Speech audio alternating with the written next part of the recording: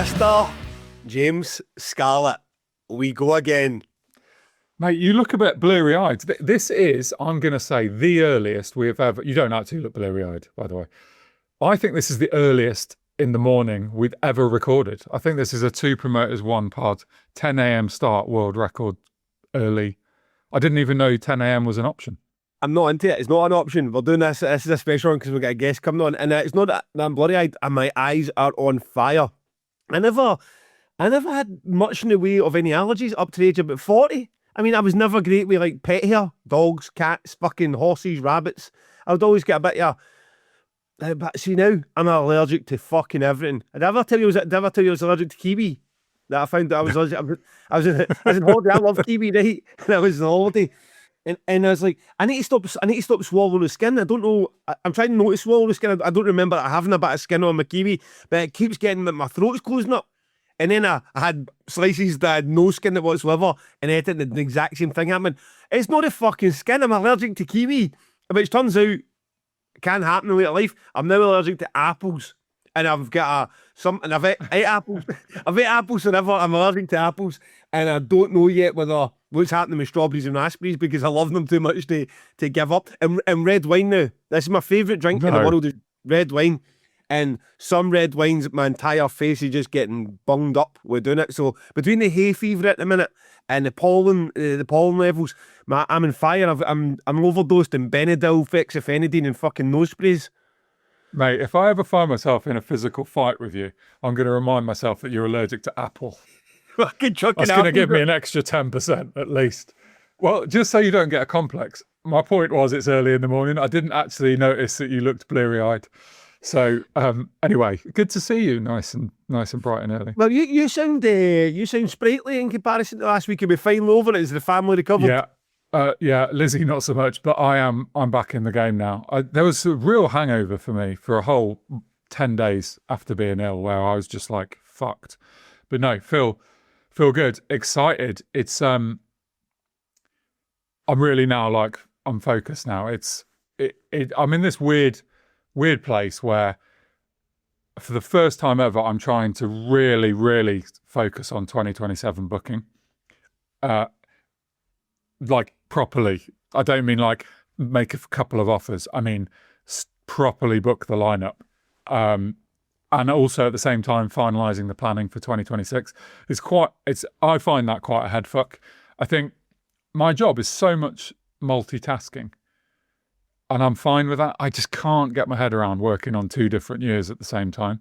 That really hurts. Because it's hard to explain, but you will probably understand this. The band booking is not a job that you can sort of half-ass and like, oh, I'll do a little bit of band booking today and then I'll pick it up again in 4 days. Because when you pick it up, you're like, fuck, where was I? What was I halfway through? I like to like just go at it for days. So... yeah, it's a strange one because like for instance yesterday, Misai and Rob had a long chat about the A2G site plan.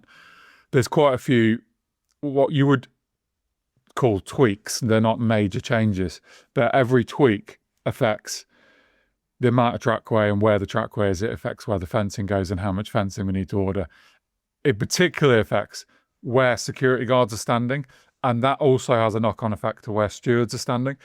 So you're like deep in the weeds, really, there. At that point, we had a call, Rob's got the site plan open on his screen, we're all sharing his screen, and you're like fiddling about. And then at the same time, I'm trying to be like... You're trying to get Faith No More to play like 2027. Yeah. It's like, here's a bit of trackway where a security guard's going to be, and here's, will Mike Patton be available finally, or the Mars Volta be finally available for next year's Art Tangent, which is one of his very... logistical humdrum, and one is just the dreamy side of the festival. Yeah, exactly. And you're starting some nasty rumours there, really. But I've actually got. Mike Patton. So outlandish. If we went with like Faith No More and fucking the Mars Volta, we could get away with that in conversation. But you guys were a bit like shit. I've actually contacted both of them. Do you know what? I don't think we've ever talked about this, but I have had offers in the past for Faith No More for Trees and ATG. And it particularly I feel like it looked half decent at Trees years ago. As far as I know, Faith No More are not currently a band. I don't know. Mike Patton is like, an ongoing thing for me, just like Chino is. You know, anything Patton does. I quite enjoyed. He did a country music project this year called AVTTPTTN or something like that, and it's actually quite good. I really liked it. They've been out doing the sort of TV circuit in America. I don't know, like Jimmy Kimmel or whatever. He's just a man that can turn his hand to anything. Anyway, I am close on 2 headliners at Trees. So let's call it 2.5 at Trees. And I'm close on 2 headliners at ATG for next year. And they are, well, we're in page 1. It's April. It's page 1, mate. So it's page 1, absolutely. And I can tell you also, those 4.5 bands, only one of them has ever played one of our festivals. So it's all new. No, nothing's confirmed yet. Let's not get too excited. But yeah, so it's just a bit of a mad time of year. I'm like, the sun, I mean, the weather here today is beautiful. The sun is beaming in through the window. I can almost like hear Ollie bumbling around in my caravan making the runs. And I'm sat outside on the picnic bench being like, yeah, let's go for a medium, not a large, Ollie. And S Club 7 is blaring out across the field. And we're just feeling the festival setup vibes. That's my... it's a different me that you had on the podcast last week, mate. I'm feeling good. I mean, I'm enjoying it, mate. I'm enjoying it. It's getting surprisingly close, isn't it? Because the months are now ticking by. We'll be getting into May. Okay, well, so Kneecap, everyone's favourite topic in the podcast. Were you there at the weekend? Did I see some photos? You and the boy? Yep. Yeah, I did. Took my mate Eric and my son Kit along to see Kneecap. They're doing like a series of what they're calling outstores. So it's record store related shows, but in music venues. So they played at the Fleece. And if you think about it, recently I've seen Kneecap play to 3,000 sold out in Bristol. I've seen them headline Trees to 10,000+ people. And this week I saw them in front of 400 people. And that just makes it special. You can't deny the seeing Biffy Clyro in a small venue thing is just something different. And it was really cool. We got right down the front. We stood off just to the side, but we were like a couple of meters away. They were walking to the... I'm not going to give you a whole like Kneecap and my son story again, but as they were walking to the stage, they walked past us and one of them gave Kit a high five. And I heard afterwards, the booking agent said to me, oh yeah, they thought it was him. So it was pretty cool that they're like, they don't recognise me, but they recognise Kit. I love it. Brilliant. So look, they are literally on the rocket ship to the moon. I mean, the new album comes out. When this podcast comes out Thursday, the new album is out Friday. There's 3 songs out from it so far. Seems like it's going to be another hit. I think they're going to be slightly more, don't quote me on this, he says on a podcast. I think it's going to be slightly more serious, this album. It's going to address the politics and stuff rather than being like your sniffer dogs are shite. But we'll see. I'm fucking hyped for it. I'm assuming you'll be getting stuck into that album when it comes out. Yeah, I mean, absolutely. I mean, it's weird as you say rocket ship to the moon. And in Scotland, they're on the moon. I mean, you went to see them in a 3,000 capacity sold out venue. I went to see them in a 14,000 capacity sold out venue. I mean, they're the moons are conquered in Glasgow. And it's weird as well. You grew up in, I don't like fucking every couple of episodes get into the whole sectarianism and bigotry in Glasgow. That's not what it's about. But the word Fenian is the kind of word that in Glasgow that can get you arrested. And can you? I don't know. I honestly don't know anything about it. So it's a slough. I mean, you could be called a Fenian B would be what a Protestant would call a Catholic in Scotland. And for years that had been a slur. But like for years and years, Chucky Allah. I mean, the Irish saying "Our day will come" is also something that could find you in a cell for a weekend. And they're just using it as like public vernacular. Like, this is it. It's going to be in album covers and fucking record stores, and it's just, the whole thing's just weird for Glaswegians to be so explicitly different from anything that we've... I mean, to have an album cover that's pretty much what Celtic fans have been getting called by Rangers fans, and I'm not saying that, like, Celtic fans have slurs back for Rangers fans, obviously, but it's just fucking bizarre. It's utterly bizarre when you've got to attach to these 3 fucking head cases, and playing the hydro. So, great. I think they're doing a garage up here in one of these outstores which is the guys about double the capacity. I mean, so for Glasgow scene, an absolutely fucking tiny. You're going to show for try them. and get along to that. I don't. I think it's this weekend. It's next week. Yeah, I think Is it it next might weekend? be Monday or something. Yeah.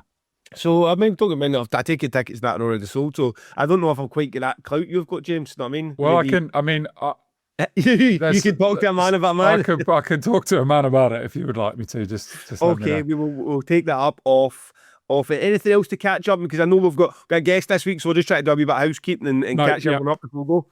That's it, mate. I'm ready for you to announce the new fourth stage at Damnation if that's what you're here for. You know, that's right. We did that last week. Do you know what? I tell you what. The hope dies last for me, and I'm an optimistic guy. I like to at least, even if the industry has ground me down a wee bit, and I understand the challenges of promoting and selling tickets to extreme metal fans, because we're older and we've just got other priorities. That's not a slight. I am in that boat with you. It's like we have mortgages and fucking children and jobs. We're not teenagers. We're not like, oh, let's just get whatever disposable income we've got and chuck it at the next You Meet Six show. So I understand it. So my point with that last one, if you never listened, was if we sold out by May the 1st, I would invest about 30 grand of Damnation's money and they put a fourth stage out in the car park.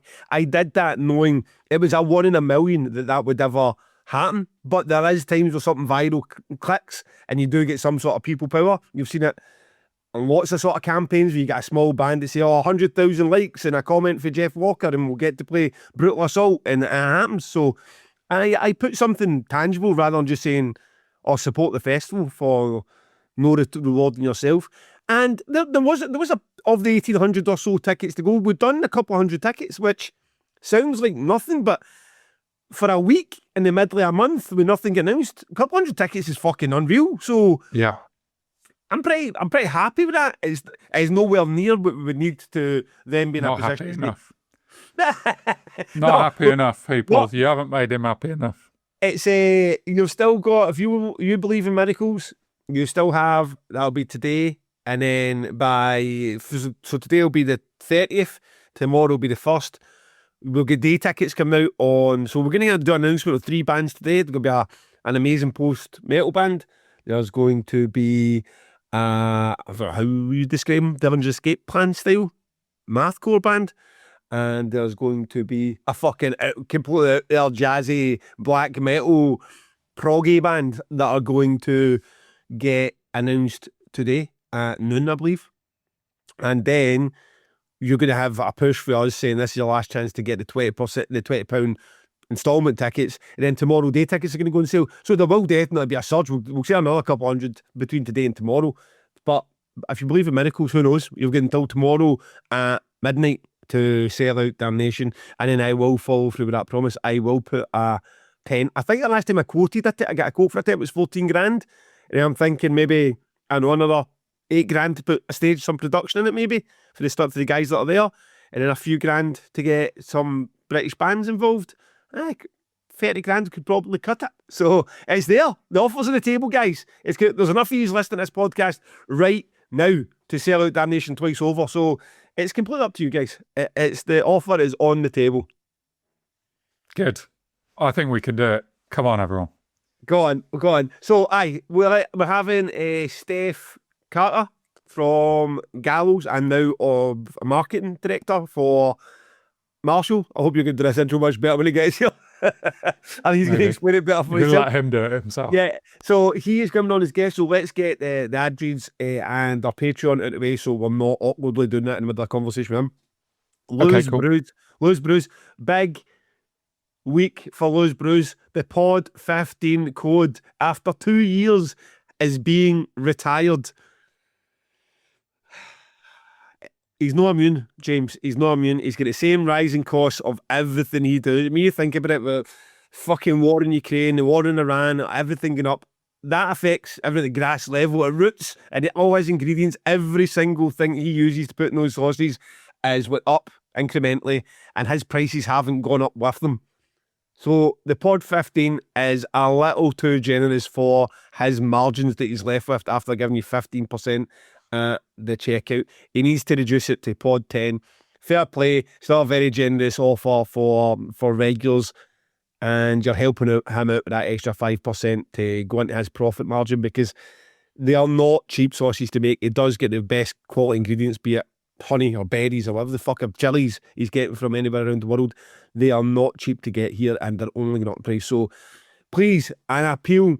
Been with us for 2 years. You've all tried these sauces by now. If you haven't, what are you waiting for? There is no excuse not to get involved if you don't like hot stuff, because he's got plenty of options there that are not spice related. It's just full of flavour.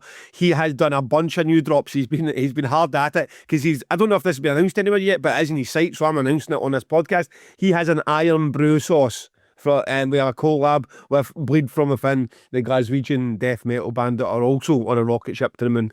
And I cannot wait to try his iron brew hot sauce. He has a custard sauce, which is another collab he's doing with someone, which is dragon fruit, lemon and Scotch bonnet, which sounds like a really hot one. Don't buy that one if you don't like your spice. And then what he claims is his hottest ever, Ride the Lightning. Now, hottest ever will mean hotter than anal vomit floor.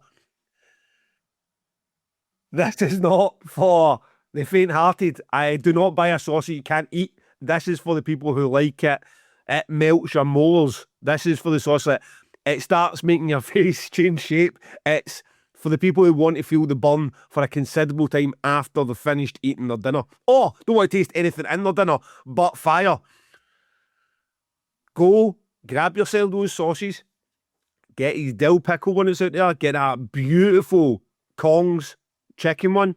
Get his big scary monsters. If he ever gets his Tika Taka back up there, if he ever gets his Winnie the Loo back up there, make sure you nab them too.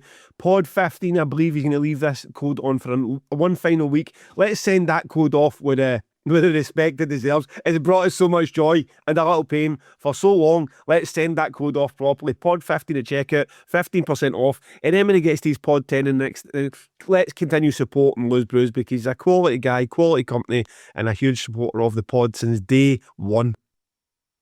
Lovely. Let's support him. Talking of supporting people, you can also support the podcast via the Patreon. Look, I think I get a little heartwarming feeling when I go on our bank account and I see because most people are ignoring Patreon now and then they're just sending it direct to us. Makes me feel good, and it pays Shifty, lets us go on tour, and gives us a little bit of pocket money. So it pays Riverside, because I was sitting all day saying, "No, this is looking healthy." And Riverside come and swiped another £300 off his like bugger. I was going to ask you about that, but we'll do that off air. But yeah, there was 300 quid that came out. So we got a bit of catching up to do because we were on holiday. Steve Bark, apologies, Steve. Don't know where you got missed, but you say that you'd like to request an ATG poster signed by Rob and a Damnation poster signed by Paul. Now, as a way of devaluing an item of merch, you've really chosen the best option I can think of. So I've already spoken to Kev at our merch, and he will get Rob to sign a poster. You can pick it up at the ATG merch stand. Can I just, I don't know what Gav thinks about this, but last week we gave away a 50 quid hoodie from Damnation. This week we're going to give away a 25 quid poster from ATG. So I guess everyone can make their own decision on what they request, but maybe we could get a bit more creative, I think, here. We've got a little bit uncreative, if that's even a word. And on that note, Kevin Horton has got a request, which is much more creative. Kevin says, I am retiring on 29th of May 2026, and I've already signed up to volunteer at Arctangent this year, and I'm glad I'm able to take my camper van. I'm talking to other charities about volunteering, as I will have the time to help in the future. I have been going to gigs and festivals for over 50 years and want to continue to do so and be part of a community, albeit I'm the oldest autistic goth in the village. I'm at Trees this year, as I booked before I knew I could retire. So if possible, I would like to volunteer at Trees next year with my camper van, pretty please. I'm too old for loitering with a tent. Kevin, I can grant you your wish of helping us for free. Yes, you may bring your camper van. That is a lovely little message. Congrats on retiring. And yeah, that's a big yes from me. You will need to remind me much nearer the time via our, subs at 2promoters1pod.co.uk. Literally the only platform or inbox or anywhere that I have never seen yet or been involved in. It actually still surprises me when I get something forward like, oh fuck, where did that come from? There's a wee tiny corner of this podcast behind the scenes that I've yet to be in, and it's that inbox. So long may that continue, because much like everything that James involved in, as soon as I do find it and then I start maintaining it, James will do that to wash his hands and walk away into the distance. So I'm leaving that in his capable hands, and we'll see how that goes over the summer when he just gives up everything for his festivals. I did send the heroes at Pins and Knuckles, who store our merch, are sending out that beautiful Branca Studio collab with Damnation at Hoodie out to whoever was picked for last week. Which reminds me as well, we have got Damnation joggers, the second version of Damnation joggers sold at the first time, going on sale. I'll try and make that today. I will try and get a link up in a group to get them started themselves, being sold from today. I know 50 pairs or 100 pairs will be limited anyway, so make sure if you want a pair of those joggers that you've worn through at the knees, make sure you grab them quickly. Someone to be picked. This week's super sub is a Charlie Butterman. Charlie Butterman. Do your worst, sir. Do your worst, sir. Now, James, just before we invite our guest on, look at this t-shirt. Look at this Yeezu Conqueror. Nice. £8.10. That's what it cost me. £8.10 for the sale section at I Saw Merch. I got this alongside the Pig Destroyer t-shirt and alongside the Amon Ra t-shirt, all three delivered for less than 50 quid. James is wearing a beautiful Wolves in the Throne Room. Look at that for logo reading. Look how metal you are, Gav. You could read that logo. Yes. Look, a Wolves in the Throne Room long sleeve. I mean, he got alongside another couple of other beautiful long sleeves. If you're not into your metal, if you're a Trees fan, they have a records section, which is get everything. This is how varied the records are. The new ones out for this week are The Cars, Sisters of Mercy, Nickelback, Jethro Tull, Jet, and Exhumed. So they cover all bases when it comes to your merch and music needs. And they have just added a Ramones store also. Their stores tend to be, well, as it says in the tin, they tend to be a bit more expansive with their range. You get everything in there from Korn bathrobes to Cradle of Filth key rings. You get backpacks, skateboards, there's everything on there. Slip mats, I mean, everything alongside your usual beanies, t-shirts, hoods, joggers. So get yourself on there. ISO Merch, great supporters of the podcast. Love those guys. Pod 10 at checkout to get another 10% off your already. So this was £9 and I had the cheek to put 10% off and get my 90 pence off it. So I'm cutting about my Yeezu t-shirt that I got for £8.10. isomerch.com. Lovely. Lizzie is extremely unimpressed by the fact that I've stopped wearing the dressing gown that she bought me for Christmas, which is quite an expensive posh one, and I'm now walking around the house in a Korn bathrobe. singing freaking Unleash. Yeah. Right, James, let's get to our guest.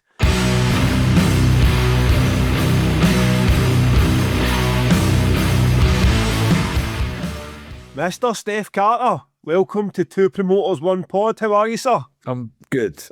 Thank you both for having me. I'm stoked to be here. Not a problem at all. Listen, let's pretend people don't know who you are at all. Can we get a brief? We're going to get into it all. So give us a brief rundown of who you are and why you're here to entertain us. Sure. So I'm Steph Carter, and I am ex-guitar player in the band Gallows, a band called the Ghost Riders in the Sky, and a band called Lioness. And I am now the culture marketing director for Marshall Amplification. And you have a Krang. You got a Krang award in your bag. James has got a shitty picture, and I've got some tacky Damnation posters behind me, and you've got a Krang award. Let's start right there. Mate, my friend is a very successful artist, so she'll be really happy to know you've called it a shitty picture. I was just joking. Steph, start us there. Tell us about this Krang award that James and I do not have in our backdrop. So this is Best British Newcomer in 2007 for Gallows. So this the first time we went to the awards, we didn't know what we were expecting. We were up against some really good bands. I think we were up against Enter Shikari at the time and some other bands of that ilk. And yeah, somehow Gallows won. We were a band that I don't think any of us ever expected the band to do what the band went on to do. And I think for me, I still look back at it now and I still look at it from a way where it's like, I don't know, when you're in it, you can't understand the outside perception of the size of it. Even by the end of it, the shows I was playing, every day I'd wake up and be like, God, I hope someone comes today. Like every day, every show. I couldn't understand where we were and how we got to where we got to. It must have been mad being in that whirlwind of that, because it was all the like, you signed to a major label, didn't you? And people like Kerrang were basically saying this band is the next. Even like pre-Grey Britain, when it was like Orchestra Waltz had a huge amount of buzz, didn't it? And like you were the hot thing, even though that album is pretty horrible in lots of places. I mean, musically, that album makes no sense. I think even if you take a song like In the Belly of a Shark, no one section repeats twice in the song. Every section is just a completely different section of the song from start to finish. And it's probably the band's biggest song. So it was a band that should probably never have got to the size it got to the first time around, but it gave something different to music lovers at the time, and it kind of took on a world of its own by just being different, being something that stood out against everything else, and very much just stood within its own world, in its own remit of fuck it, we're here. That's it. That was kind of the mentality for the band, and our whole thing was, any show we play, any band we go up against, we can hold our own live. That was it. We'd go toe to toe with anyone, and we know we could walk off the stage going, beat that. That was it. That was kind of the vibe we had at the time. So yeah, it's a weird one to look back on now. I mean, from where the origins of the band started, Frank and Lag started the band in like late 2005, 2006. And it was just a couple of old friends from the local Hertfordshire area. Like, all of us are from Hertfordshire. I think we call the band a Watford band, even though none of us lived in Watford. Watford was just kind of the centre point for where all of us were. And it was a band made up of like guys who just loved hardcore and punk music, who were doing something that was different, something that wasn't around at the time, and something that was just like visceral energy. Probably the easiest way to put it. And then as it kind of progressed and grew, I joined the band summer of 2006. The band had already recorded a record. The record was just about to be released on a label called In at the Deep End. Same label that has like Semel Paramedics were on the record label, if you guys remember Paramedics. So we were on In at the Deep End, and I joined the band because the original second guitar player, Paul, had left. And I got a phone call from Frank and was just like, we've got a tour. We've got a new guy lined up, but he can't join until after this tour. Can you come in and do the run of shows with us? We're going on tour with Semel Paramedics. It's 7 days. And I was at university at the time. I was like, all right, cool. I was in uni in Scarborough studying music, and I'd travel down, rehearse with the band, go do the tour. And then got to the end of the tour and I was like, all right, so see you later. And Frank and Lags were like, this works. If we work around you, do you want to just stay in and be permanent? So I was supposed to be in the band for 7 days. And I think I ended up being in the band for 7 years is what it ended up being instead. And yeah, it's a whirlwind. Remembering some of it back, even before, we started having this conversation about doing the podcast, I started thinking about some of the things the band had done to kind of rejig my memory for it. And I fell down some funny YouTube rabbit holes watching some videos. And I know we'll come on to this later, but the 2012 2000 Trees Gallows set with Wade, where he became the Mud Man, was a moment. So yeah. Well, talk us through your memories of that, because that's gone down as like a sort of a seminal 2000 Trees moment, largely because of the mud that was related and that you covered the stage with, or Wade covered the stage with. I remember we got there and it was like, classic UK festival weather. We're like, it's going to be great. It's going to be raining. It's going to be great. It's going to be raining. And we got them. We're like, whatever. We're playing in a tent. It's going to be fine. We don't have to worry in a tent. And we're getting there, getting in, getting set up, meeting all the other bands, chatting and just hanging out with people. And then the heavens opened. And I remember we were on stage, like just about to play or playing the intro part. And I kind of remember just seeing from like the corner, Wade moonwalking across the stage. But I was like, what is he wearing? And then the lights hit him and I was like, oh fuck, he's covered himself in mud, head to toe, been rolling around in the mud outside and just moonwalked onto the stage to open the set and just spent the whole show skidding on his knees from side to side, covered in mud, while the rest of us, I'm sure if you watch the video, you can see the rest of us, every time he comes near us, we're all like, don't touch me. I don't want to be covered in mud as well. Just want to play the show. But yeah, it ended up being an amazing show. And for that iteration of the band, it's a real standout moment for what we did as a band with him as a frontman as well. He was so wet with mud that the mic was just like, so our sound guys were really pretty po-faced about it. They weren't massively happy that the mics were just like covered in liquid mud.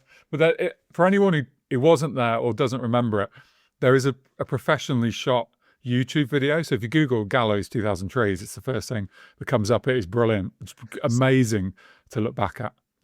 Actually, funnily enough, Gav, it was, apart from last year, it was the last time you were at 2000 Trees, right? Yeah. It was the end of my 2000 Trees journey because I wasn't performing on stage, but I looked a lot like Wade's by the time I left that festival. It was like everyone else. We were all up to our chin in mud, and I'd other commitments in Scotland, but I was there, and I can tell you from a very drunken fan's perspective at the back of the tent watching, I had no fucking idea what was going on.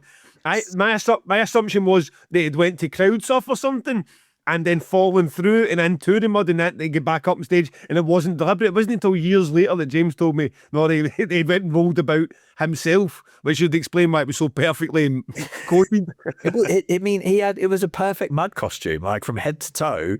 Not a single inch of him was not covered in dripping mud for that show. It was pretty fantastic. And Steph, this is the entire point of this podcast is what the fans don't see, what happens behind the scenes, and all the sometimes the humdrum logistics. How were the showers afterwards in the dressing rooms to get him clean? By showers, I hope you mean bottle of water and a number of towels. And we just kind of kept pummeling them towards him and saying, you're not getting in the van until that's off, bro. Come on. That's exactly what we're after. Exactly what we're after. Yeah, it's definitely pre-showers. And then Steph, you also played in 2016 with Ghost Riders in the Sky. Talk a little bit about what that band was and if you got any memories of playing Trees. Yeah, so that band was never supposed to really be a band. That band was something that my wife and I were writing, and it was something different. I just wanted to have a kind of a different creative outlet for myself musically. And after I decided to leave Gallows, after Frank had left, we did an EP and a record with Wade, and for me it wasn't right anymore, so I decided to move on. And I'd written this Ghost Riders in the Sky record. It's like a indie Americana rock and roll album. And the idea was that we were just going to release these songs, but not actually tell anyone who was in the band, and it not be a thing, because I didn't want it to be that. I just wanted it to be about the music. When I decided to leave Gallows, the press got a hold of the fact I'd written another record and said I left to do this other band. So I was like, well, the penny's out now. We've got to figure out how to do it. And it was just a way for kind of my wife, who had recently moved from America to England. So she'd only just been over here for a few years at that point. We just wanted to do something together because I've had an amazing life on the road. And I've experienced some of the most amazing things I'd ever experienced in my life. I just wanted to try and give some of those opportunities to her to try and see what she thought about it. And I remember doing the Trees show with Ghost Riders. And I remember we kind of got there. The rest of the band had come in early and were camping. I got a hotel down the street because that's the type of person I am at a festival. I'd like like a shower and a warm bed, which is terrible to say. But I remember getting there, and it was the first time we've been back to the festival since the Gallows one, and just seeing how much the festival had even grown by that point was amazing to see. And I remember before going on stage to play that show, we were in one of the areas in like the retro video games thing, playing Mario Kart 64 together. And I was like, where on earth are you going to be able to play Mario Kart at a festival site, then go and play a show, and then come back and whip someone at Mario Kart again? I was like, this is the best festival experience ever. Yeah, we need to get those guys back. I'm not sure what happened to them. That was cool. People love that. There was a few of those. There was a few of those kicking about when you had the retro games. I don't know, take a bit very expensive to set up for just to keep Steph happy. Just so I can be Mario Kart. So I mean, we'll bounce about, but before we get into the whole Marshall say thing, let's stick with the music stuff. There's what 20 years since the first Gallows album. Take us back to that the Krang award behind you, that experience, that very first tour, the 7 days where you didn't know you were even going to be a part of the band. Tell us about that first tour. Is this before anyone had knew? Is this before the Belly of Shark? Were you still playing to empty rooms, or how quickly did it all come about? Because from our point of view, it seemed like Gallows exploded in a night, but I'm sure that's not the case. To me, that's kind of how it felt as well. So when I joined the band had been around for a little while. They played a couple of shows. It wasn't a lot, but there was a buzz building in the local scene for what Gallows was. And a place that really kind of took off for us was Leeds. Like Leeds for Gallows was kind of a home away from home for playing and touring. You know, Watford is where the band is known and based, but London became home for Gallows. The venues like the Old Blue Last or the Barfly in Camden, they were like haunts that we carried on coming back to time and time again. But that first tour was a band called The Plight, some more paramedics, and then a band called Derail, all from the Leeds area. And it was like a bunch of us jumping in and out of these shows. And it kind of just became like a second home to us because everyone there just accepted what we were doing so well. And we'd go and play this run of shows, and we'd always end up just coming back and crashing at either the Derail house or the Plight house or one of these places in Leeds. And it was a point where the shows were selling out. We were main support to Send Paramedics, so we didn't have to bring the crowd. Like, that was their job to bring the crowd. It's a terrible way of looking at it. But our thing was we just got to go on and play with friends and just enjoy what we were doing. When I joined, the first show I think I ever played with the band was in a place called High Wycombe. It was the High Wycombe Student Union was the first show I played with the band. It was like some all-day festival thing. And that show was probably the smallest, least busy show we ever played. There's probably like 100 people in the room or something. But I remember it just being chaos from start to finish. It's just like the whole thing with the way we played and the way we turned up to things was get on stage, give it everything you possibly can, leave nothing behind when you walk off. And I remember having a conversation with Lags while I was trying to learn the songs. And it stuck with me, and it's probably the wrong thing to stick with me, but he was like, as long as we start at the same time and we stop at the same time, what happens in the middle doesn't really matter. And that's kind of the mantra of what those early Gallows shows were. We all come in with Lee, we all stop at the ring out of the end. The middle is just chaos. Like, was I playing the right notes? Probably not. Were the rest of the band playing the right notes? Probably not. But people loved it. And it was just this ball of energy that was kind of like it's like an unstoppable train, you know, from start to finish.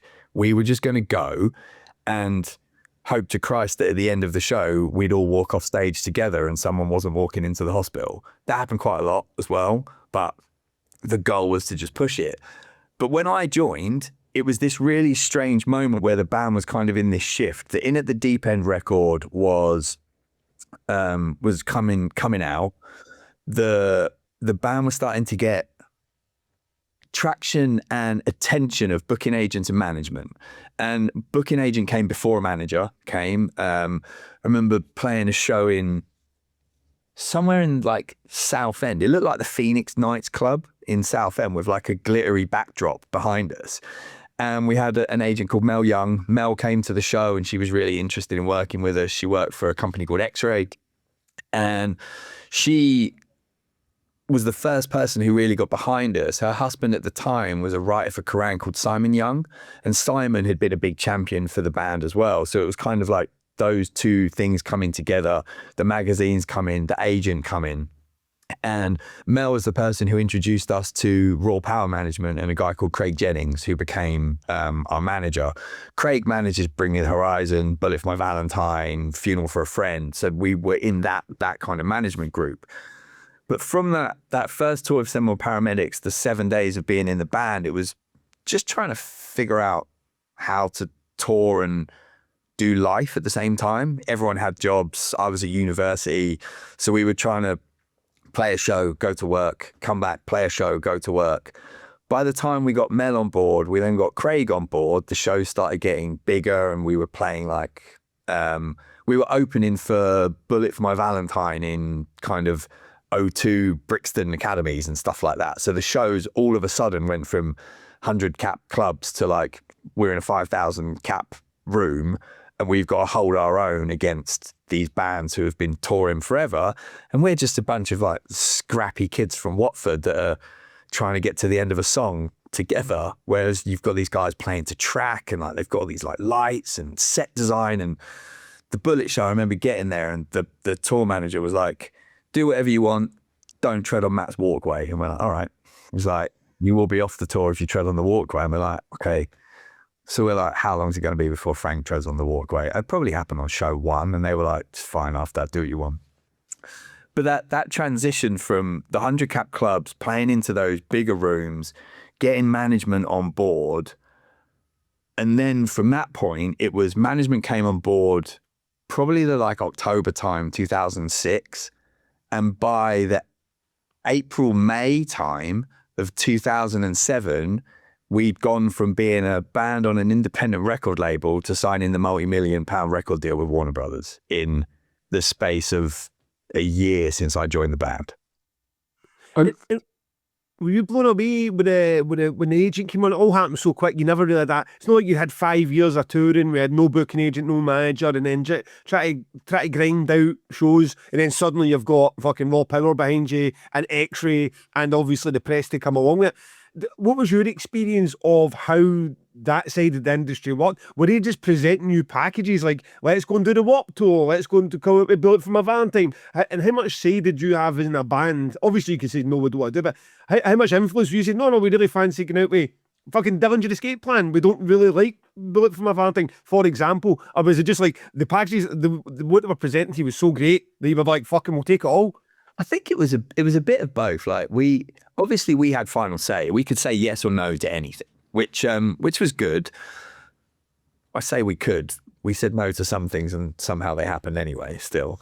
But on the most part, we could say no and management would respect the decision and they do it. But for us, we were very much like, fuck it, put us wherever you want, against whoever you want, and we will stand there and we will prove our own right that no matter who we play with, we deserve to be on that stage. And we will do our best to make them have to play so much harder every night because we're going to try and steal their crowd at every single show.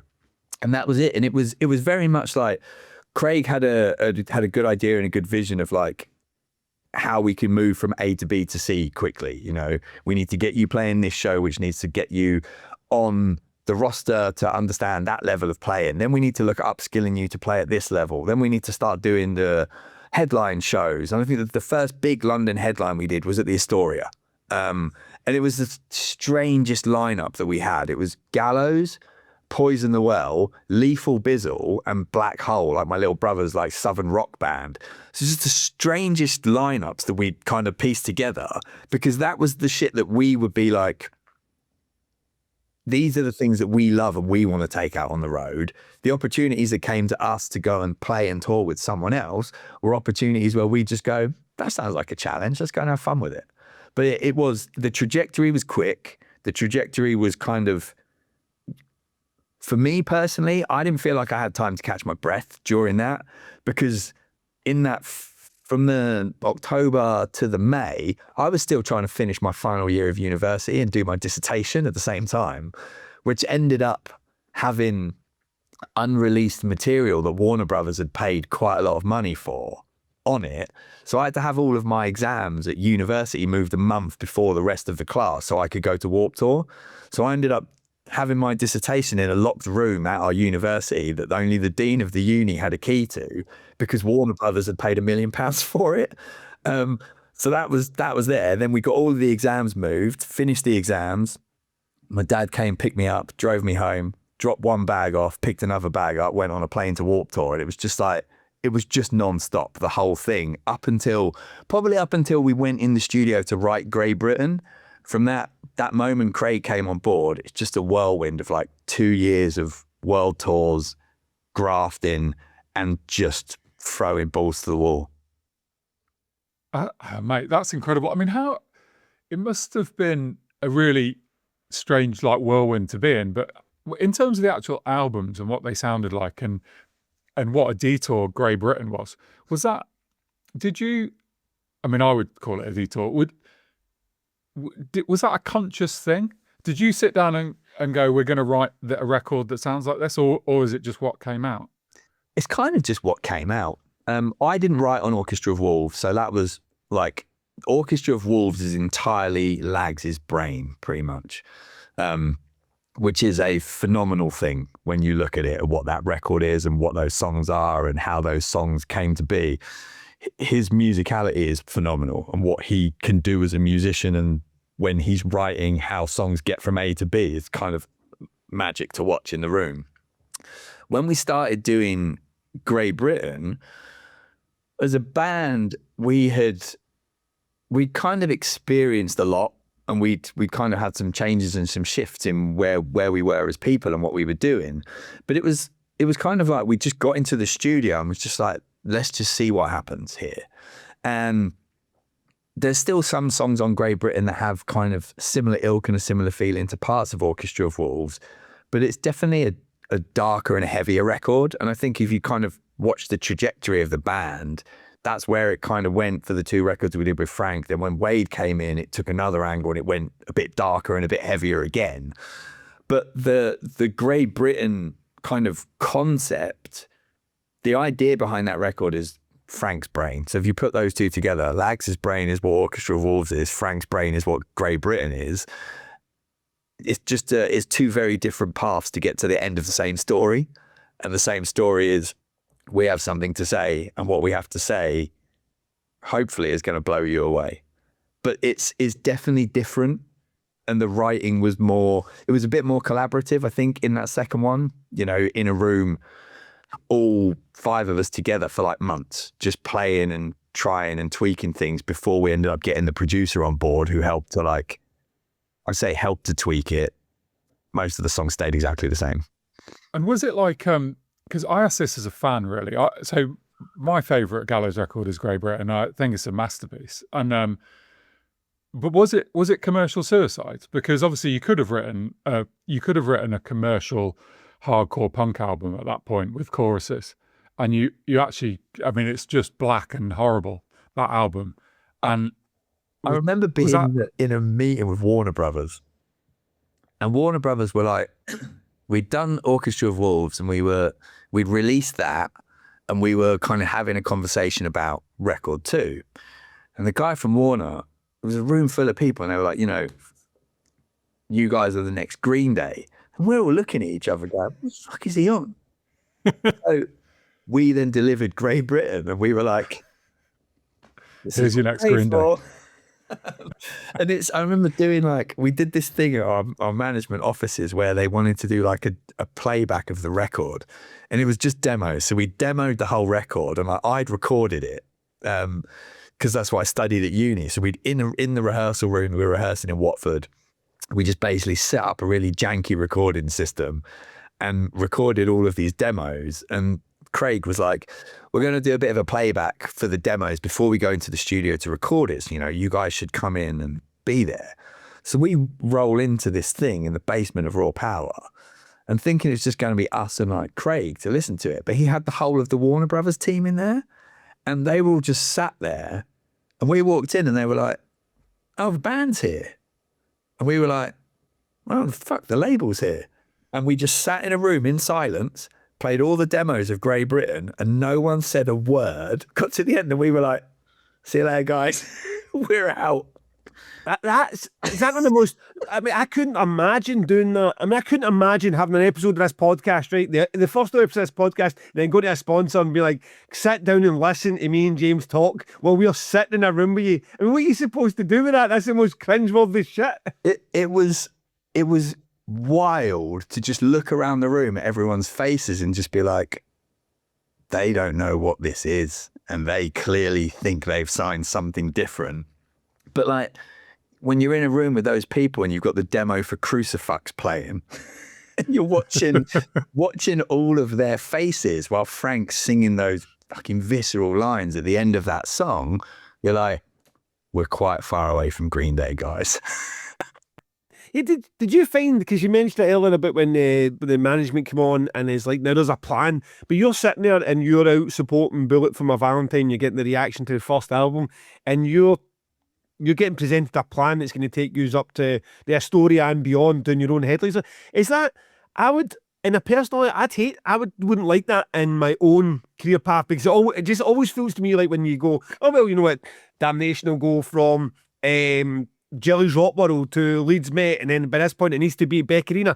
If that was already mapped out into a 10-year plan, I'd have felt a pressure to it, and then when I got there I wouldn't have felt any real satisfaction, because I'd just been, that's the plan was supposed to be. Whereas it was quite organic with how my career path went as a promoter, and when I got there I could enjoy it. But if I had a manager that showed me on a piece of paper that 15 years previously this is when I was supposed to be in the arena, or worse, I was supposed to be Bloodstock, or I was supposed to be Download, I'd be sitting, instead of feeling the sort of sense of enjoyment and achievement of what I've got now, is it's actually a sense of failure. Is that not weird when you're a young scrappy band, as you put it? If you've already got somebody in 2 years' time, you need to be at Brixton Academy, or you're not where you should be. That's a really interesting conversation, I think, to dig into. And I think for me, it's like, while a plan was put in front of us,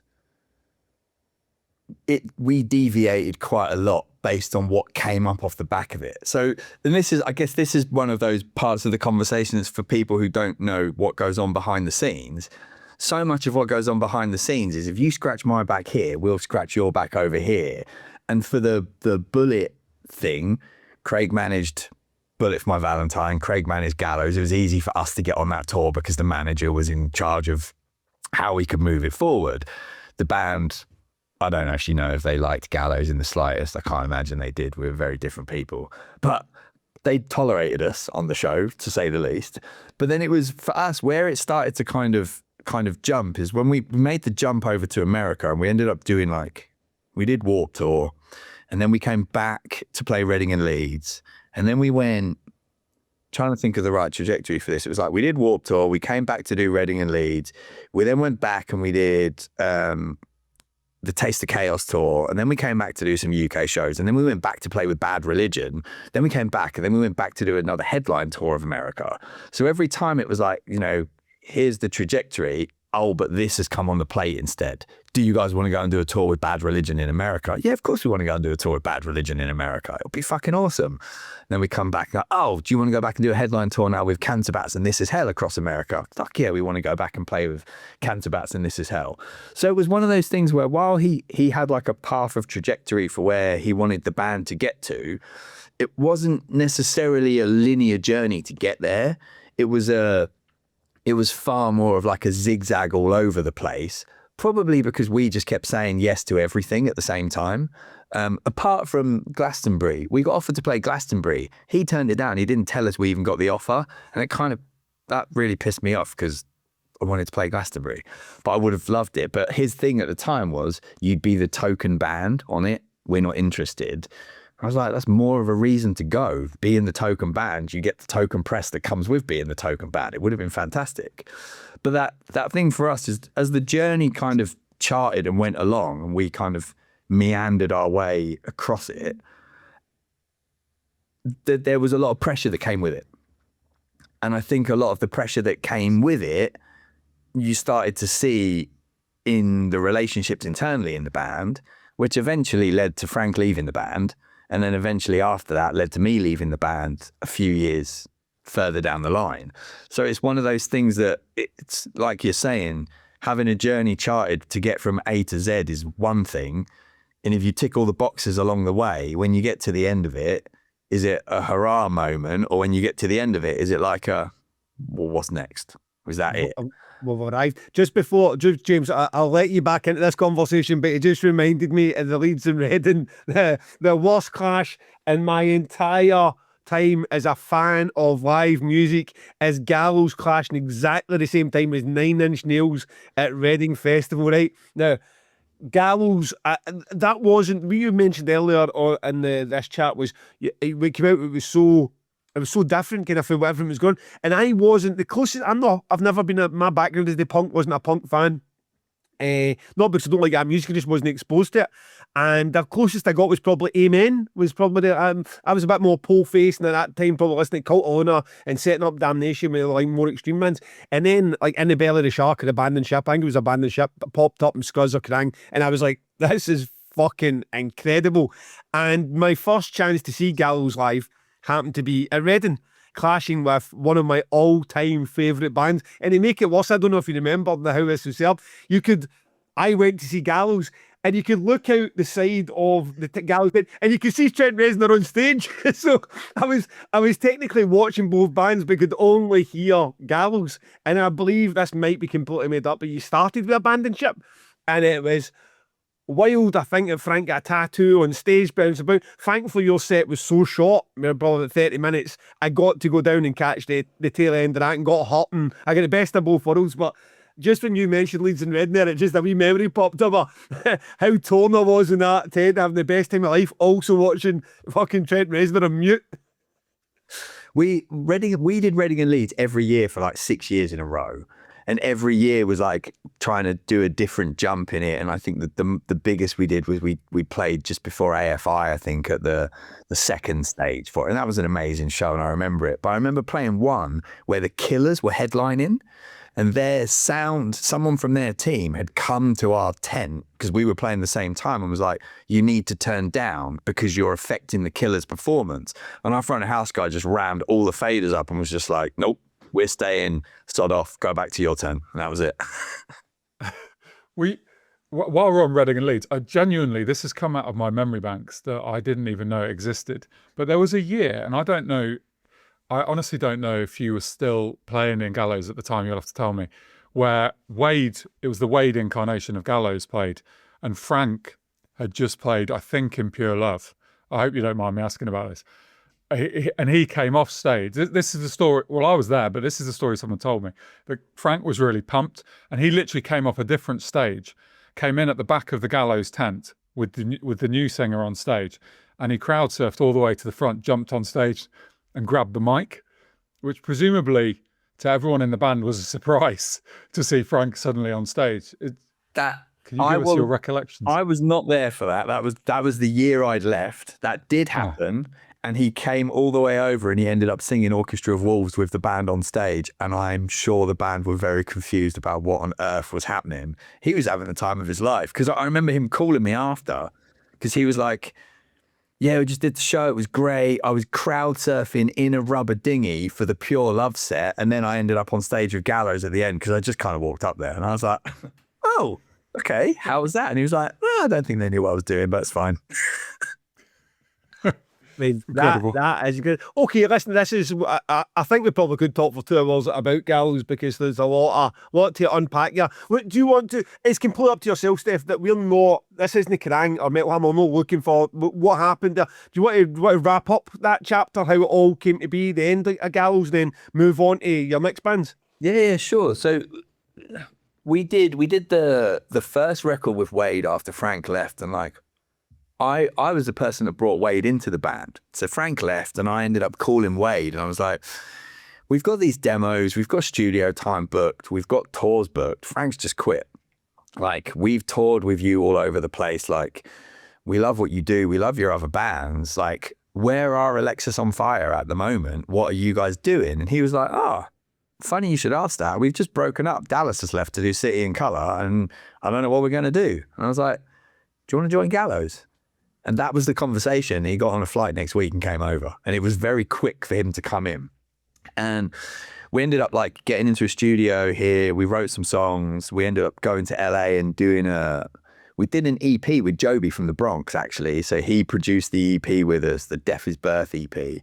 Then we went on to do the self-titled record with Wade.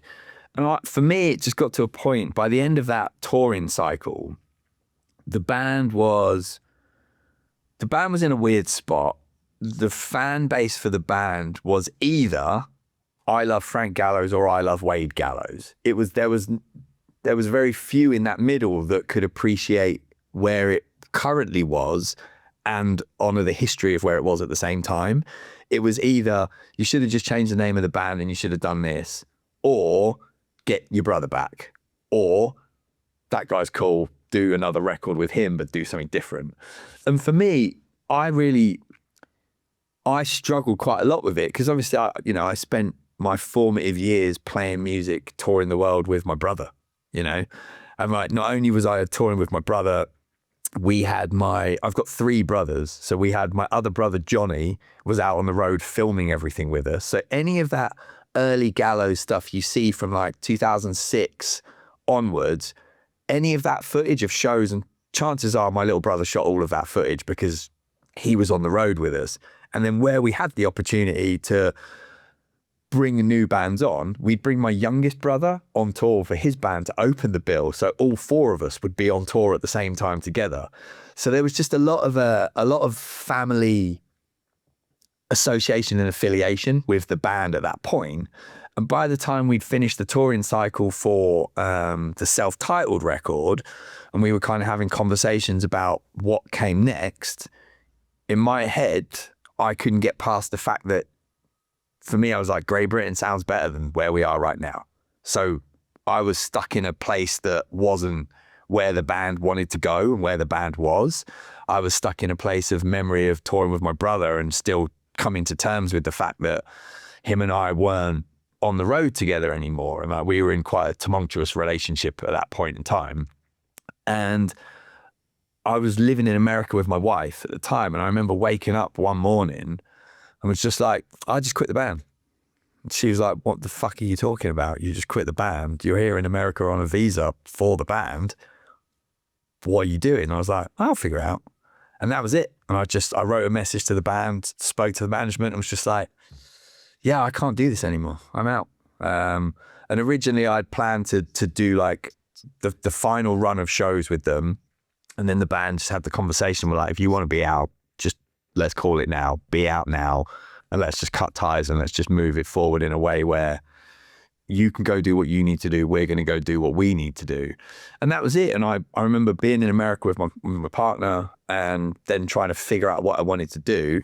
We ended up at that point kind of doubling in and going to town and writing the Ghost Riders record. And then that was it. I left Gallows, came back to the UK, and I ended up falling into like some education stuff. I became a curriculum developer for a collection of colleges in the Watford area. And the goal was to look at teaching university students and like A-level students what the music industry is actually like, rather than ticking a box to pass a college course. And then whilst doing that, I did the band with G, Ghost Riders. We did that for a short period of time. She ended up having like quite a serious reconstructive hip surgery at like 26. So we just decided to call it. But there was no plans for us to do any music after that. We were just going to leave it. And then all of a sudden one day, she kind of just came to me and was like, recovery, hip surgery's done. I'm in a good spot.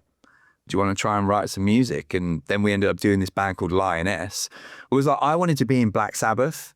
She wanted to be in a blues band. So we tried to find a middle ground. Doesn't sound like Black Sabbath or blues, but that was a middle ground that we sat in. We did that band for a little bit. COVID happened. It kind of took the wind and the sails out of it.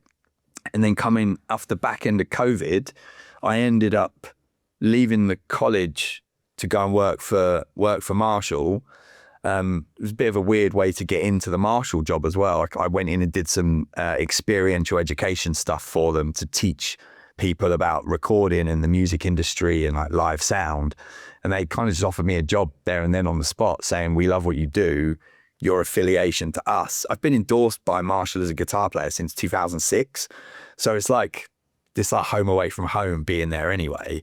And they said, look, we've got this. How would you feel about coming in and helping to guide next generation of talent on the music industry and, you know, going back to the roots of what Jim Marshall's vision for the company was when it initially started. He was a drum teacher. His whole thing was supporting next generation talent. That next generation talent just happened to be Pete Townsend, The Who, and Jimi Hendrix. So when you've got that as a base level, kind of you're in a good place to start from. And that was it. Started in Marshall, and very quickly made the realization that for me at the moment, touring and trying to do what my wife calls a big boy job is really hard. Yeah. Steph, just because I've noticed that James has actually asked the audience for some questions to tail off the Gallows thing, and then we'll delve into Marshall. So James, have at him. Yeah, I mean, people do love, they love the opportunity to ask our guest questions. So first one is from Ollie Connors, who, this is like by way of wrapping up the Gallows stuff. Do you have a favourite Gallows gig or moment where it was like the pinnacle? I want you to say Electric Ballroom with Strings playing Grey Britain in full, because I was at that show. I fucking forgot about that until you just said it. That was awesome. That was really awesome, because we did that day we did Orchestra of Wolves from start to finish at Dingwalls in the afternoon, and then straight from Dingwalls to the Electric Ballroom to play Grey Britain in full with the Strings. That's definitely up there, because that was like towards the end of Frank's time in the band as well, or before we'd known it was the end of his time in the band. So it was a really pinnacle moment for what we were trying to do. I guess the other one, the very first time I played a show in Italy, played in a football stadium, main support to Rage Against the Machine. And that was first time playing in a stadium, first time playing in Italy, and watching Rage Against the Machine from the side of the stage was quite a mind-blowing moment for sure. Wow. Fuck, that's a good one. That's a good one. Carol Rain asks, do you see yourself returning to music? I'm not suggesting a Gallows or Ghost Rider reunion, just something new in the future. Does your big boy job allow any time for that? My big boy job makes it quite complicated to return to music at the moment. I'd love to. I play all the time. Like, I'm in my office with all of my amps behind me and there's just fucking guitars everywhere. I play every day if I can. And we at Marshall, we have a record label, and at times I've gone in to work with bands in the studio to do like pre-production with them.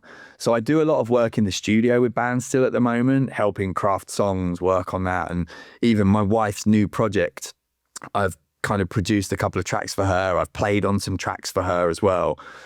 But it's just trying to find the time to balance actually touring with doing, I don't want to say a real job, but like that's the terrible way to look at it. But doing the job I've currently got requires all of my time and attention span. So at the moment, I don't think I'd be able to give a band the space they would deserve in order for me to do it. But it's one of those things, like I think when you're in music and you're a player, it never leaves you, and the desire to get on stage never goes away. So every time I'm at a festival and every time I go to a gig, all I'm thinking about is, fuck, I want to be over there, not on this side. So I'm sure it will happen again at some point in the future, but what it is, I've got no idea yet. Well, by way of follow-up, so Lags from Gallows is he's in some way a friend of the podcast. We've got various connections with him through his record label and Meryl Streak, and James's best story, or my best story for the podcast is we're in 2000 Trees, and Lad never met Lags before, and Lags stops James. And James like, fuck, it's Lags, the guy who wrote Orchestra Wills. And he goes, you James? And he's like, oh, aye, it's me. He goes, is Gav here? And he goes, who the fuck do you know who Gav is? So we have a long list of people that are coming on as guests, and Lags is definitely one. We just haven't got around to it yet. Anyway, he has a question for you. When are we going to write our post-rock album? So this has been a thing forever. When we used to tour, we rock up to do sound check, and like Frank would decide whether or not he wanted to do sound check. We would never play Gallows songs in sound check. We'd just play like Mogwai space jams for as long as we possibly could. And it's always something that we kind of joked about from the initiation of me joining Gallows all the way through to like, I mean, even last year we were sending each other riffs for a post-rock Mogwai-esque type band. Lags, I'm down, man. Let's get into the studio soon. Let's do it. Great. That's an exclusive for the podcast. There's a slot at Arctangent anytime you want it. So there's a slot at Damnation as well. Post-rock, post-metal was my jam. So listen, let's get this band up and running, guys. Damn, all right. I'll reach out to him. I'll tell him we're doing it. Yes, great. Right, James. Okay. So let's get geeky. Tell us, James, take us in the Marshall direction. Yeah. So your job title, I believe, is Director of Culture Marketing. Do you want to sort of put some meat on the bones? Yeah. I looked on your, I don't know if it was LinkedIn, and it says you lead artist relations, ambassador programs, global partnerships, and education initiatives, which is a bit of a mouthful. So do you want to just talk us through what you do at Marshall? Yeah, so the easiest way to look at it from a culture marketing point of view, it's a very new team for the business. And the goal and real function of it is it's kind of all the work that we do that's artist facing. So it's musician and musician facing. The global artist relations team is in the culture marketing team. The newly formed artist development side of the business sits in the culture marketing team. What used to be called influencer marketing back in the day of the old two companies before they came together, the amps company and the headphone company, there was an influencer marketing role. That's come on board, and we kind of look at that as our ambassadors, people who might not necessarily be guitar players but love the brand, talk about the brand in the right way. And then there's things like partnerships. We've done some work with, I'm trying to think of what I can say and what I shouldn't say before I get myself in trouble. Certain art, I know the Steve Jones amp, that's out in the world right now, so let's talk about that. Things like signature amplifiers for players like Steve Jones, we lead on helping to bring those into the business and move it forward.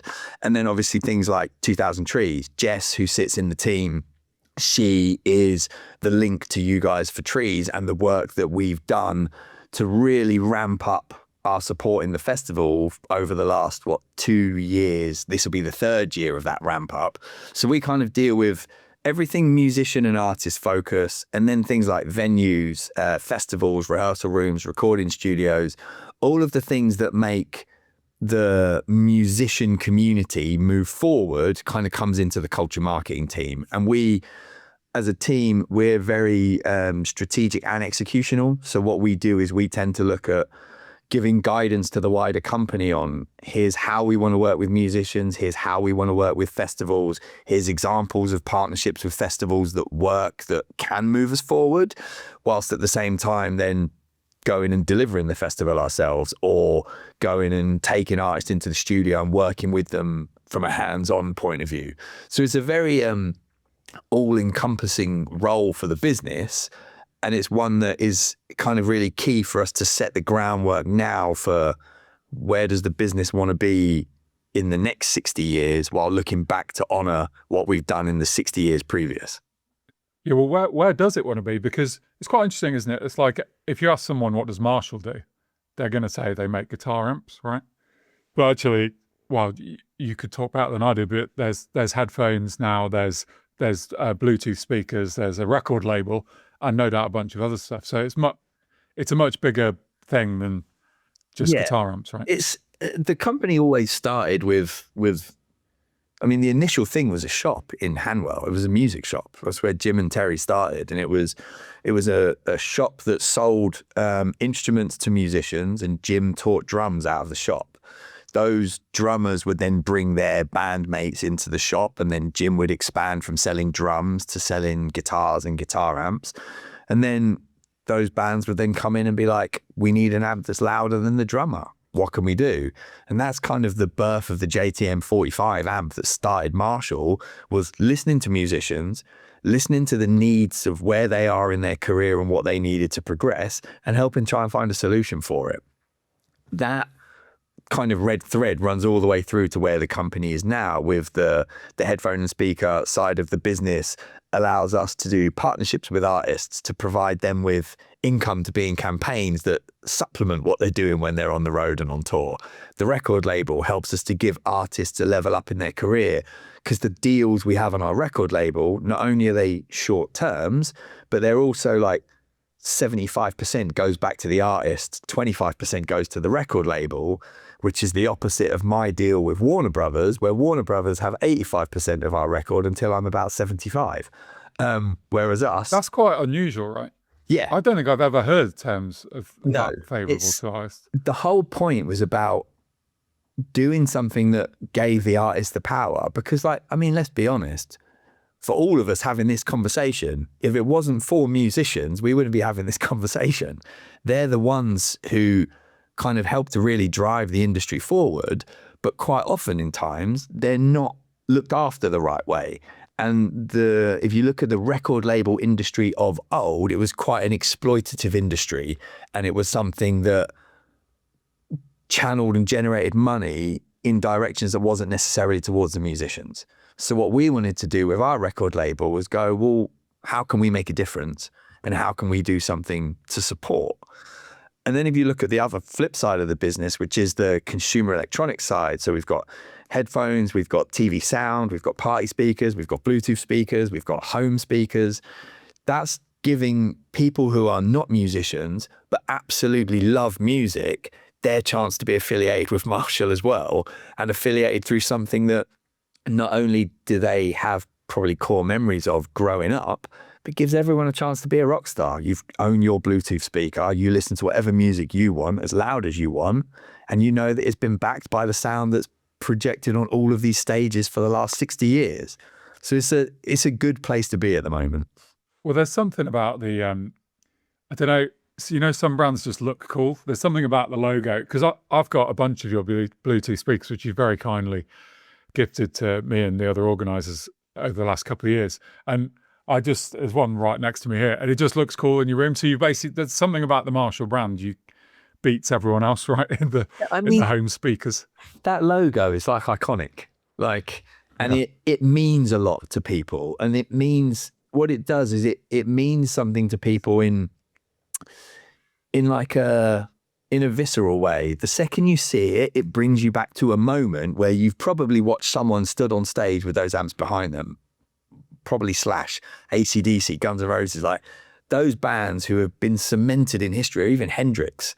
That logo initially brings you back to a thought of those artists and a time and a place in music where it was all about freedom, and it was all about saying whatever you wanted, being your own rock star and driving it. So, and you're right, what the new speakers do, they sound great, but they look cool at the same time, and that's half the battle.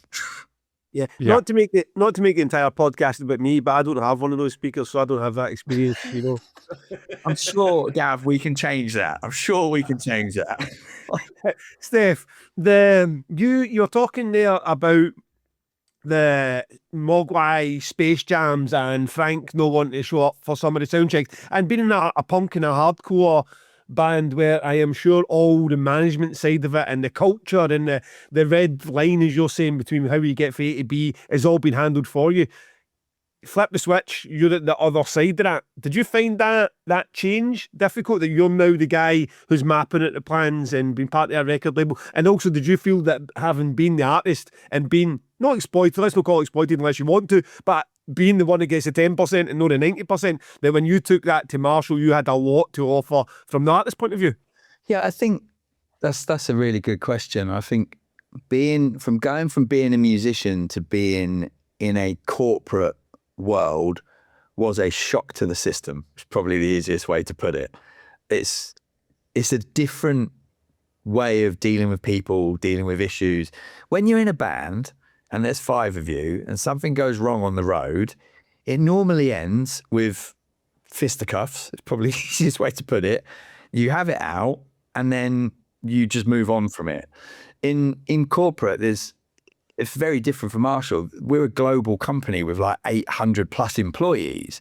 So it's very much about, finding ways to compromise and communicate with each other around what's the right thing to do, because everyone has their own version of the right thing to do, and it's figuring out a way to align all of it together and move to what the company needs to do to move forward. So it's definitely been like, it's been a change for me to come around to this way of working, for sure.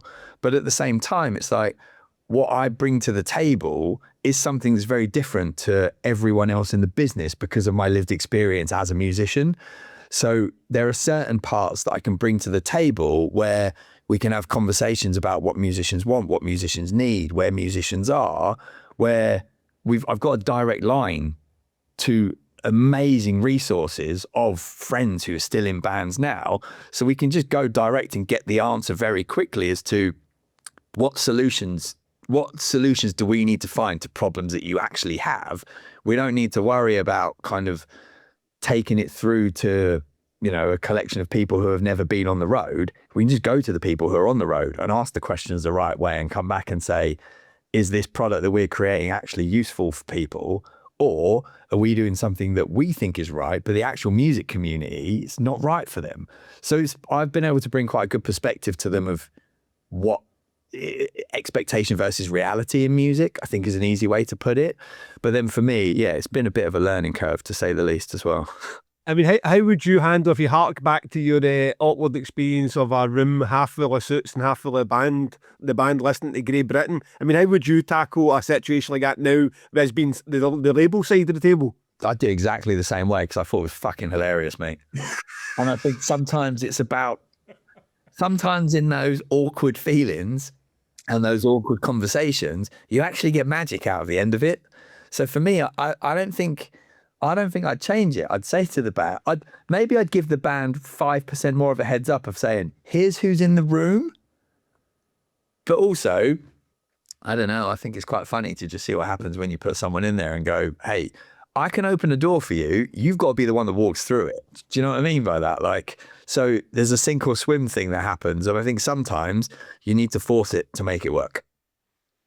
Well, I mean, that room you're talking about at Raw Power offices, I've only been in that room once, and it was with Craig, and someone had told me when you go there, they'll get the beers will come out, and be careful because by the end of the day you will have agreed to things that you don't want to. And they were playing me they played me like the new Turbo Wolf album, and this is quite a few years ago, and a few new songs, and even that situation is awkward because they're basically going to you, here's the new Turbo Wolf album, isn't it brilliant? Would you like another beer? And what are you supposed to do with that as a festival booker in that situation? It's just like, it's an awkward thing. And I mean, they know that's why they're doing it to you. Exactly. And like the whole time, I bet the whole time you were doing it as well, like Craig was such like a ball of energy in those moments. He'd always be like the first one on the table dancing to the songs as well. So everyone else in the room is like, this guy lives and breathes this more than anyone else. And you kind of become enamored by it. And all of a sudden you're like, let's do it. Whatever you think is right, let's move forward with it. Yeah. I booked all those bands. I booked all this. Was it an Iron Maiden bar at the time when you were? Yeah, so the label, the management was Raw Power Management, and above them is Phantom Music, which is Iron Maiden's management team. And when we joined, it was Raw Power and Phantom Management were one company. So it was like Craig was managing us, and then there was guidance from Rod Smallwood and Andy Taylor for Iron Maiden at the same time. So yeah, just Iron Maiden gold and platinum discs everywhere. Yeah, so I'm easily impressed. And so I'm in this bar with the big speaker system, and it's the Iron Maiden bar, and it's like in the basement of their offices. So it's the same room you were talking about. Yeah, very exciting. So I've got a couple more questions, which are Marshall related from the audience. Josh Payne wanted to know. So he says a wall of Marshalls is a quintessential part of many rock and roll stage sets. Often a lot of these are props without speakers in the cabs. Do you have any intel on which band has the most real amps and speakers on stage at once? AC/DC. All Do you know of how the many? ones you see are real and they're all turned on. Fucking hell. It's wild. Fucking hell. And also, Yngwie Malmsteen also has a lot of amps that are always on. And we get quite short notice before we need to try and get all of those amps to different locations all over the world. And it would be great if his team gave me a bit more notice. It's an easy conversation. But most of it, for a lot of bands now, there are a lot of the dummies on there. They're all built in Milton Keynes at our factory still. They just don't have speakers in them. And it's lighter, they're easier to transport, they're easier to move around. But there are some bands, and AC/DC is the big one, where every single one of those units is a live cab and they are pumping a wild volume out. Wow. And so for AC/DC, do they tour with them, or are you trying to get them to Australia for them and into Japan for them? How does that work, the logistics there? AC have got all their own gear, and they've got their setup that they take everywhere. Some bands, Ingve's a good example. He says, I'm going on tour, I'm going here, and I need 36 cabinets and 25 head units or something like that. We then just beg, borrow and steal from as many backline companies as we possibly can to give him the very specific needs that he's got. Other companies, other bands, they freight gear all over the world themselves. And then some of them, it really depends on where the artist is, where they're playing and how long they're playing for. If they come to us and say, hey, we're in Japan this week, can we get a fly rig there? We're in Australia the week after, can you set us up with that? Versus them saying, no, we've given ourselves enough days off on the tour that we're just going to freight all of our gear. Like the Youngblood tour that just happened, we've been helping them out with gear for quite a while now, and they've got like 4 stacks on stage. There's 5 days off between their London show to their US show, and they just freighted all of the gear themselves. So they just take their entire rig everywhere. Certain others, like Metallica, have got an A and a B rig. So while one rig's in one country, a separate rig is being set up in the next country, and then they piggyback them over so that there's 2 active working rigs on the road at all times.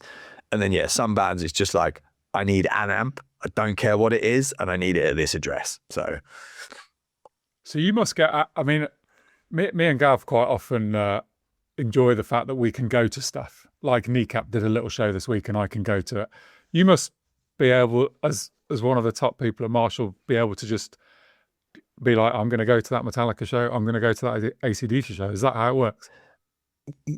Yes, and Joel, who looks after artist relations for me and Joel is like one of the best people we've got in our business. And Joel was my artist relations guy 20 years ago when I was playing, and he's now still running artist relations for us. Joel is the person who goes to all of the shows. If there's a good show happening somewhere, the next day on Instagram, I guarantee I've seen a picture of Joel at the show somewhere, because he's probably the most connected person in music, I think. But yeah, I get some good perks of being in the job and being able to go and do it, and also go into the shows and actually kind of hanging out with the band and chatting to them, finding more about what we can do to support them more. That's the thing that really does it for me. It's like going to a show is great, watching a show is amazing. Being able to have those conversations and be like, how can we actually help, and how can our support be meaningful to you? That's the shit that really does it for us at the moment, because we can then make a change and we can be a company that cares for the musicians the right way, rather than just being there to celebrate. And I love the being there to celebrate part of it. It's wicked to go and see that. But when we get to do that next level of it, that's the bit for me that is the key to where we can go in the future as well.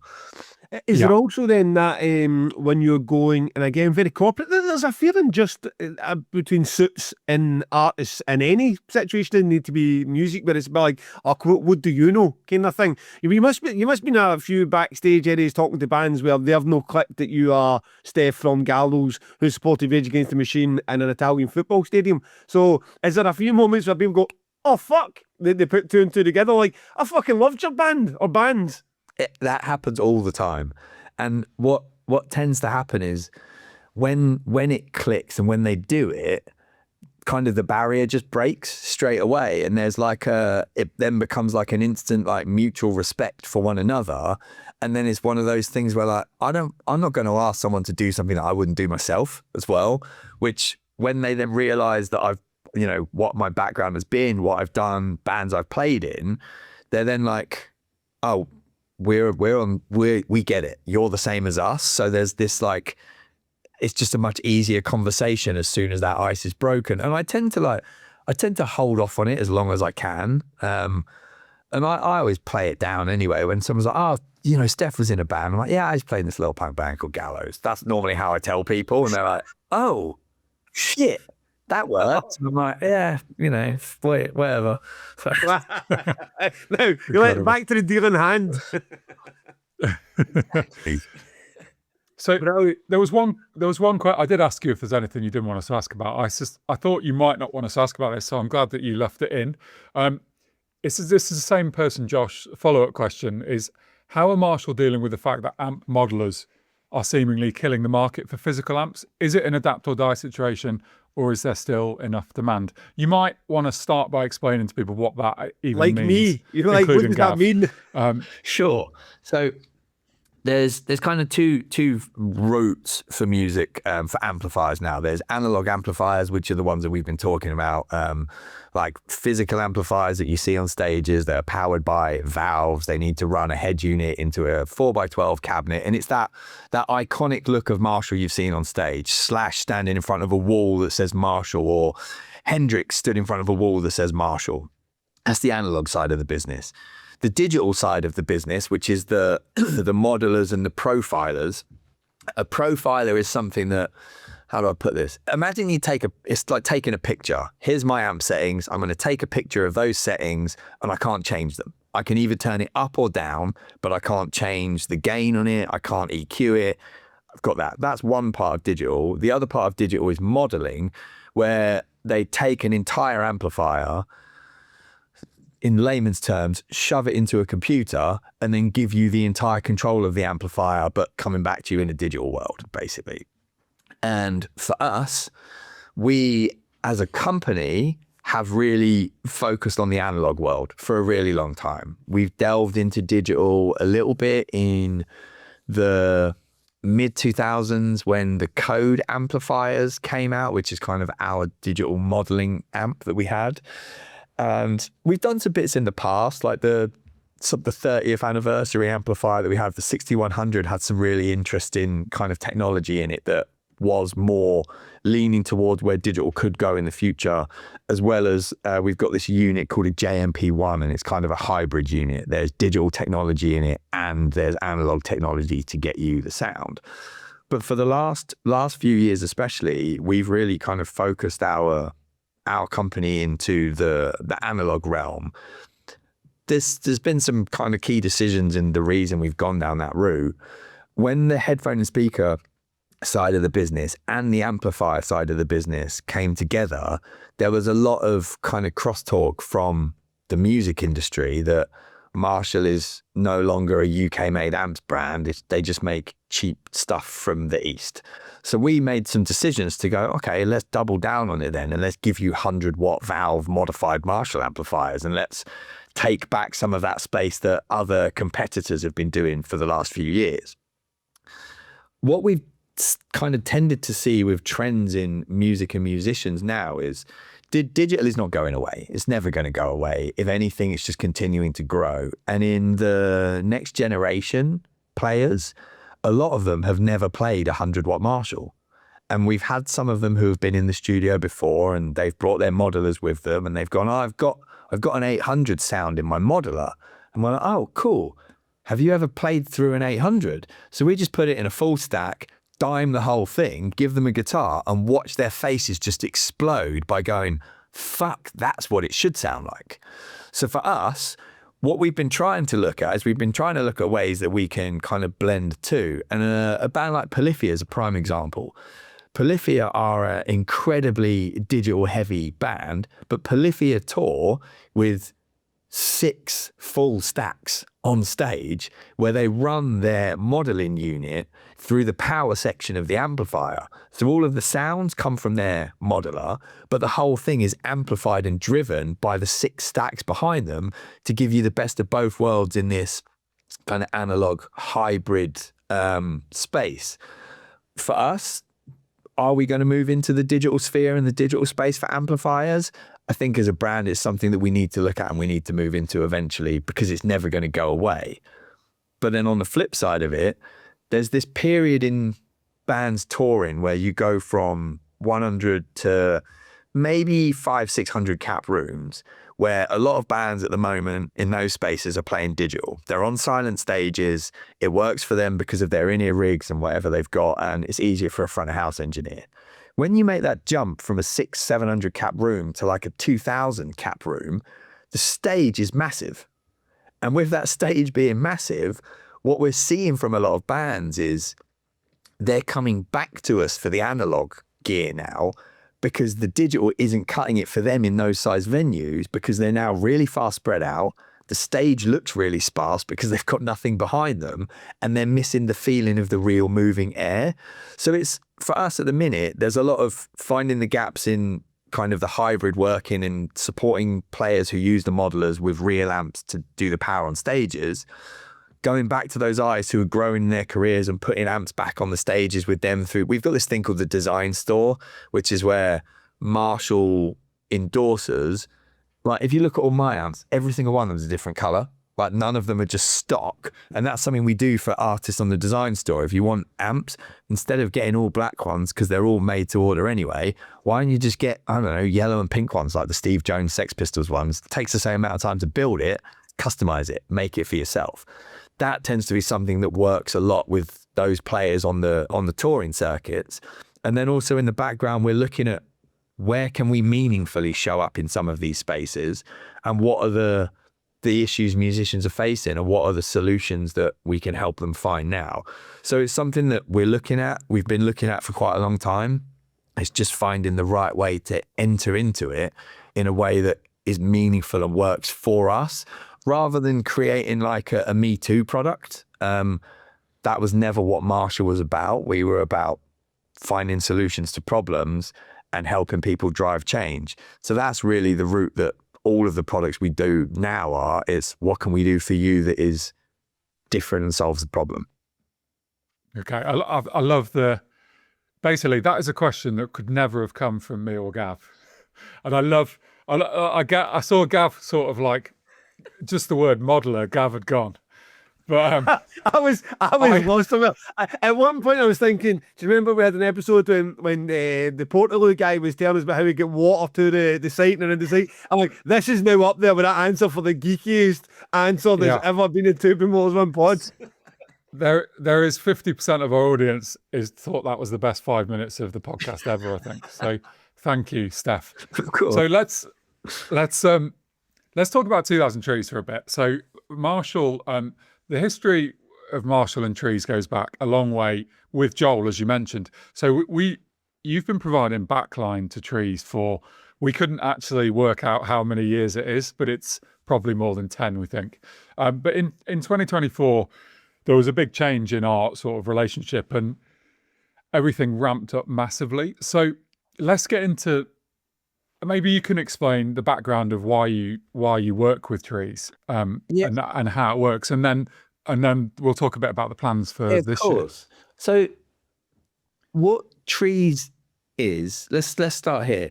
Trees is a very unique festival, and everyone who's been to Trees, like punters, musicians, I don't know, even the sponsors you've got, will leave 2000 Trees and will go, wow, that was a really special festival. And it's a special festival because of the way you curate the artists. It's a special festival for the way you look after the musicians. It's a special festival because you've stayed as an independent, and it's your festival run your way, not trying to jump on the bandwagon of like a big Live Nation type event. It's a unique space for a festival.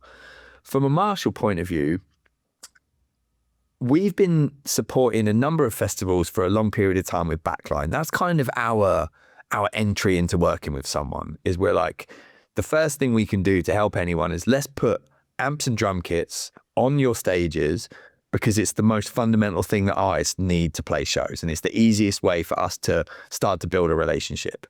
With you guys, we then started to transition it into this like kind of cabin thing that we do. So we looked at the festival We love the vibe of the festival. We put the backline on the stages. The artists love the backline on the stages. It gave support to the festival. And then we were able to look at what can we do to continue to grow this relationship for this kind of unicorn festival, which is what a lot of us see Trees as. There's very few festivals globally that do what you guys do to the caliber that you do it at. And that for us is kind of a real special place to be. So then we started doing this thing that we called a cabin, which is where Joel and George, who are the artist relations team for Joel is Marshall and George is Natal, which is the drum brand that we own. And in the backstage area, we have like a kind of like a porter cabin type thing. And it's a space for Joel to have old product and new product, and for George to showcase old and new product of drums, and to just have hands-on one-to-one time with the artists to show them where we are, where we've been, what we've got coming up, and for them to kind of buy into the future of the brand with us. You know, we use it as much as a validation tool for testing new product as we do as a validation tool for where is this product going to sit in the marketplace, as much as we use it for a place to cultivate and build relationships and give a high five to bands that we love and we've seen for a long time to just come and hang out with us in a space where there's normally a fridge, there's normally waters in there, and that's the first thing that everyone goes for at a festival. You got a cold water or a beer. I don't drink, so it's always a cold water for me. So the cabin thing we've been doing at least, I'm trying to work out when the first cabin was, 5-6 years ago maybe. Sounds roughly in that space. So the cabin we started doing 5-6 years ago. We do it at a handful of festivals globally. But Trees was the one where, as we were writing the music strategy for the company, which is kind of how we work with musicians and how musicians work with us, festivals were a big part. And Trees kind of became this space that we were seeing of like, how can we elevate this cabin?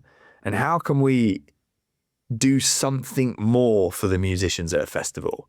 How can we give more space to musicians, but also how can we support the festival more by making this kind of artist space like a destination for the festival at the same time?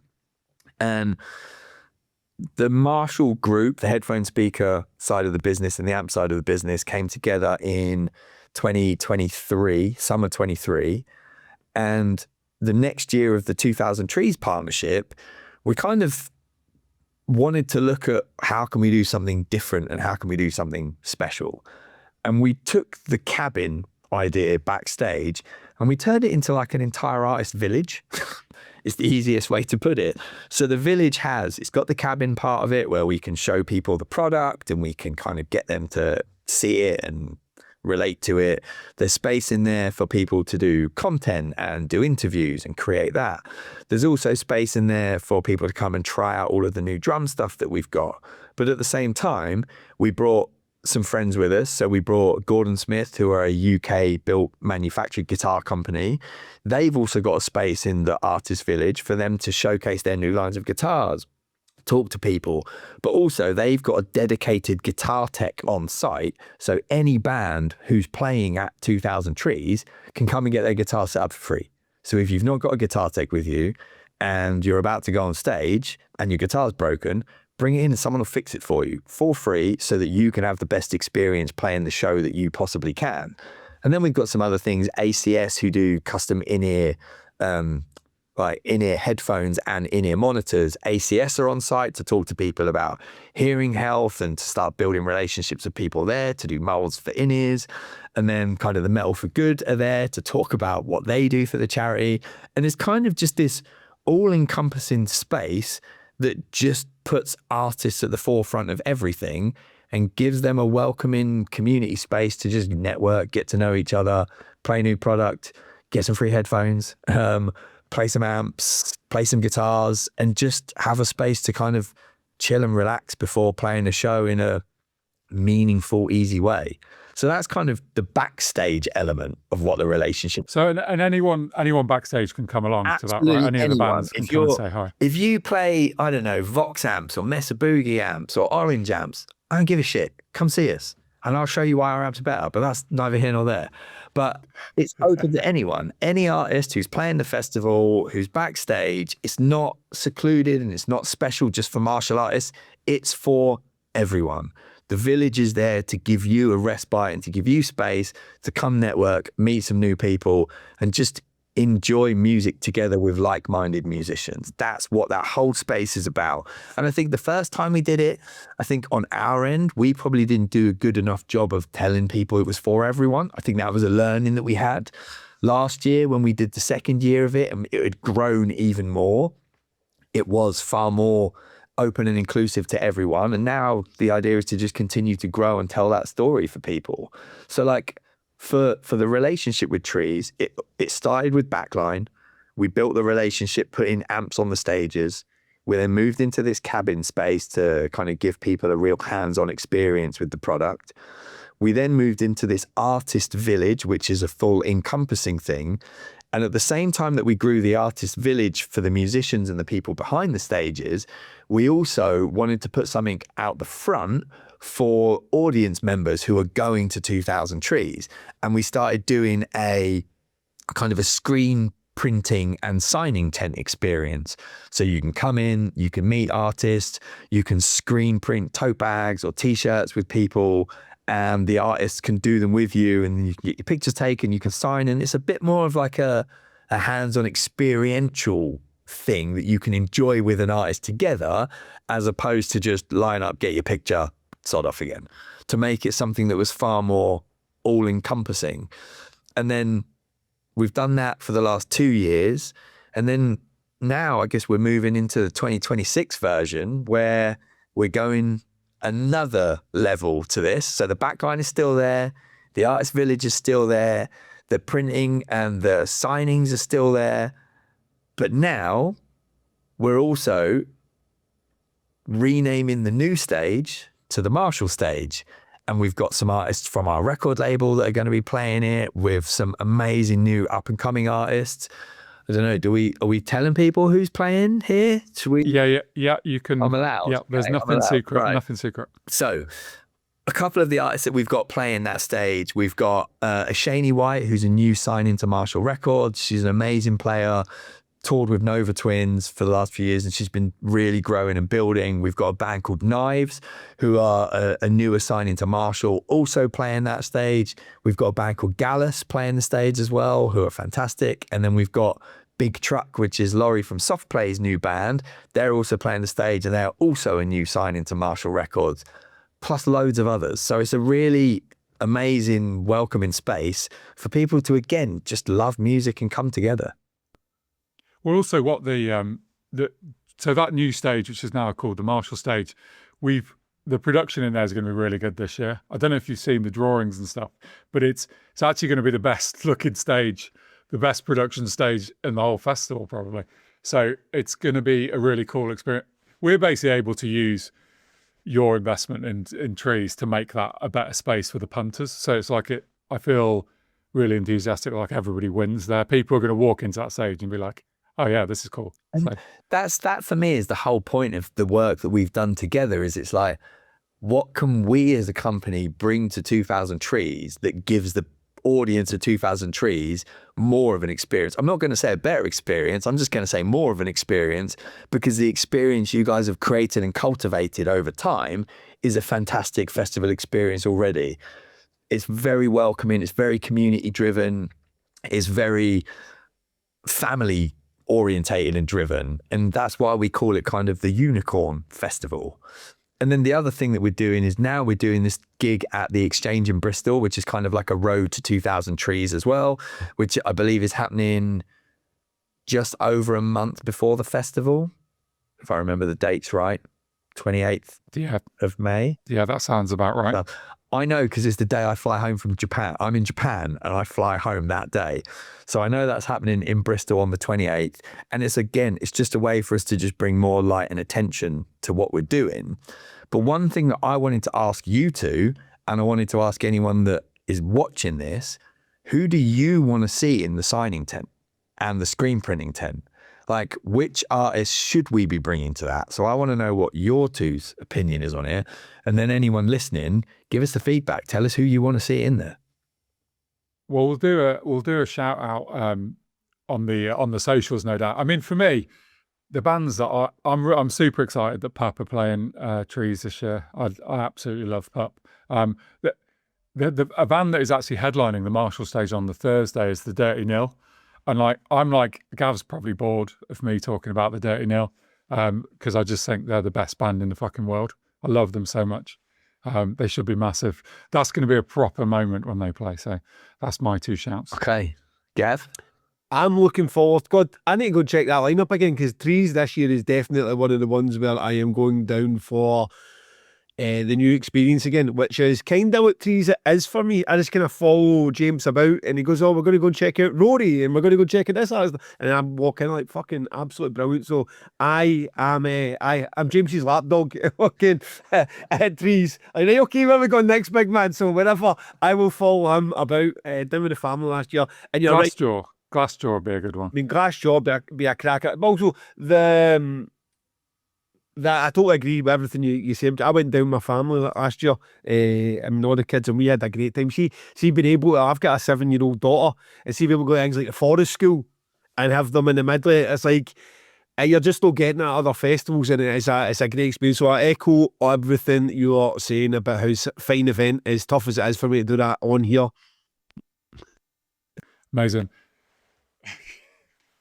So we've got there's a couple more like geeky-ish Marshall related questions that our audience would like you to answer. This one's from Julian Pepper. So how does a company like Marshall decide who they will endorse or who can use their amps? I mean, maybe it might be interesting for people to explain to them what an endorsement really means. Yeah, sure. And how that actually works. So for us, we've kind of, over the last few years, we've built this music strategy out that is a way for the company to really understand what musicians mean to us, what we can mean to music, and how we can meaningfully support people. And the endorsement part is a big piece in that. An endorsement is where we find bands find us, and they purposefully go out of their way to use our products to show that the products are something that they want to put their name behind. It's kind of the easiest way to say it. What that does for us is it gives us a chance to put amps on stages, it gives us a chance to create content with people, and it gives us a chance to build and grow mutually together. Now, the way that we pick endorsers is probably the wrong word. We've got a couple of different avenues for it. The first avenue is word of mouth. People come to us from all different angles and they just say, hey, we've got this band. A lot of time management companies come to us. We've got this band. They play Marshall already. They want to work with you. How can we work together? That's one way that it comes in. And then we have a team that has it's called a talent board. And the talent board is where different people from different parts of the business all come together and they discuss the artists that we're bringing in. So it's, what it used to be for the company was very much one person's decision to move things forward. That's endorsers, that's also record label. Now it's a collection of people that come together and have a discussion about where the band is, what the band's trajectory is, kind of where they're moving. And what that allowed us to do is take some of the subjectivity out of it and allowed us to look at it from kind of an objective point of view, rather than someone just coming in and being like, this is my favorite band, let's do something with them, because that doesn't always translate across the board, which we've found in the past. So we've got a talent board. The talent board looks at artists coming in. We use some software as well called Chartmetric. And Chartmetric is a way for us to look at artist growth. It looks at their social media. It looks at where their fan base is. It looks at how they're growing, where they are in their career. And then aside from that, we kind of have a collection of criteria that we look at internally, and it's, what is this band's values? How active are this band in communicating with their audience? Are they already fans of the brand? Are they working with other competitors that would cause us to have some issues with them? are they a band that has this thing? In Marshall, we have this thing called rock and roll attitude. So it's not, the old school way of throwing a TV out of a hotel window. It's more about, standing up for what you believe in, your actions, your attitude towards your fan base, to community, to matters at hand, to things that matter to you. And we look at all of those things. We look at the chart metric thing, we have some conversations together, and then we have kind of an artist tiering that we kind of work through that looks at trajecting an artist's career, and depending on where they are in the career depends on the support we can give them. 9 times out of 10, that support comes from amplifiers for touring. When an artist is touring in different countries, we can help provide backline for them from our infrastructure of backline companies. We can put them into content for the Amps channel, where we can create mutually beneficial social media content that works for both parties, bring them into the studio and do studio sessions with them, where we bring people in, they get to record live sessions, and then at the end of it, we put it out, we give the band the material, here's the video, here's the audio, you own it, do what you want with it. And then the other things we can do is we look at it from a headphone and speaker point of view, with the headphone and speaker side of the business, which commercially is a really big driver for Marshall. We can now tie endorsers and artists into that content, which gives them an opportunity to be in a global consumer electronics campaign, where we get to pay them more than we would do for some of the other content we do, because there's a higher ROI on the work that we do with them. So it's a way that we can kind of support artists in primarily gear, but there's also financial support that goes into it. And the decision making is now a team of people who come together and have a conversation to figure out where that artist needs to be in their career journey and what we can do to help them get from kind of one level to the next level. That was a quite about way of answering that question. No, it's good. It's good answer. Has there been a big there's been a shift, right? In I'm in the rock music industry, so are you. If you look at the old school Marshall, it's basically men playing guitars, right? Yeah. White men playing guitars mostly, slash AC/DC, etc. How is Marshall managing that sort of part of it? I'm sure, like, we may not talk about it a lot at different festivals, but everyone's thinking about it. The sort of change in the rock and metal scene in terms of just representation of different groups. So there's 2 parts to that question. The first one for me is also in genre differentiation. For Marshall, we have spent 60 years telling musicians we make amps for rock music. We make amps for every type of music. We've just decided to tell people we make them for one. So what we're doing at the minute is a lot of unpacking our own rhetoric to show people that our products are actually for everyone. No matter what style of music you play, what type of player you are, we have products in our portfolio that can work for you. We just, for quite a while, spent a long time saying to people, unless you're in a stadium playing rock music, you're not for us. That's our bad. That's some wrongs that we need to right. And then on the other side of it is the conversation that we started there, which is 50% of all guitar players are not men. We have spent a long time helping put white middle-aged men on stages with amplifiers. And for us, a big thing that we're looking at now in the work that we're doing is, how can we show up for everyone?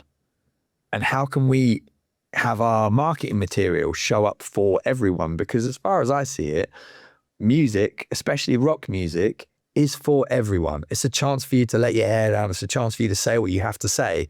And it should be an incredibly inclusive space for everyone, not a gate-kept space for the few. So we're now trying to look across the board at our endorser portfolio and say, it's great that we've got these guys that we've been supporting forever. That history, that heritage is there, and it will be there forever. But what can we do to actively open the company's mind and bring in different ideas, opinions from all over the world, all different types of players, different genres, different ethnic backgrounds, and give people a platform and give people a space? it's something that needs to be an industry shift, I think is the easiest way to put it. We're putting the work in on our end to make those changes and to be a more inclusive company, but it's something that the entire industry really needs to get behind and do a shift on. And it's very much people are great at saying it. Let's start showing it. Where we are now, we're showing the work that we're doing. Even if you look at kind of the record label and what we're doing, Shaney White's a great example of where we are with the record label. The new artist development program that we're working for the company is really good. All of the artists on the artist development pathway right now are all younger female identifying musicians to really show that the brand can support outside of just typical rock or metal music. So yeah, there's a shift, and the shift is coming, and it needs to be thought about from more than just us and you guys. It needs to be an industry-wide thing. Whether it comes and how quickly it comes, let's see. Yeah, agreed. Okay, look, one day I will learn how to interview people and won't go miles back to the start of the interview for a question I forgot to ask, and I will kill myself if I don't ask it. So I'm going to, before we go to On the Record, I want to ask you this question. You came up in Gallows in a time when you sort of spearheaded this new wave of like hardcore and punk, right? And you brought a load of bands with you. I was a massive fan of, let's say, Goes to 1,000. And there was like a wave of bands came through. And I think it felt like it was going to be the biggest thing in the world. And then it kind of never quite got there, probably because you chose to make Grey Britain. But it strikes me as that's happening again now, right? And there is it's a similar thing, like Knock Loose, Turnstile, Code Orange.